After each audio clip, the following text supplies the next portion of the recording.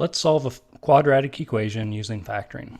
So really this is referred to as the zero product property. So the first thing we want to do is get everything on one side and 0 on the other side.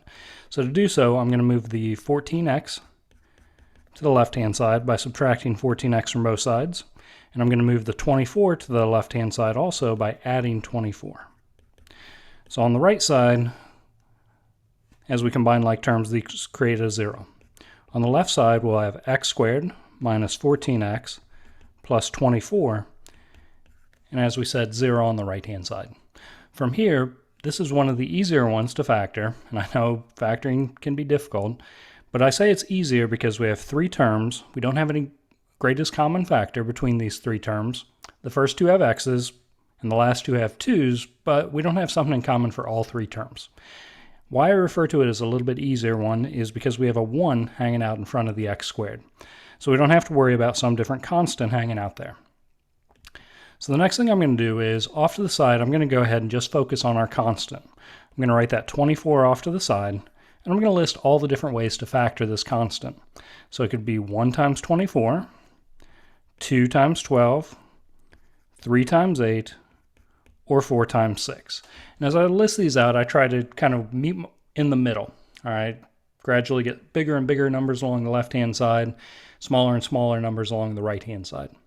Next, I need to pick out which pair I'm going to utilize. Now, I know because it's 1x squared, this is going to factor, or if it will factor, it'll be x and x to get that x squared. But now I need to split up the 24. Now the 24, how I pick out which pair I'm going to utilize from the list we listed off to the right is because we have an addition sign out in front of that 24. Because it's a positive 24, I need to pick the pair that adds together to make 24. Or sorry, to make negative 14 our middle number.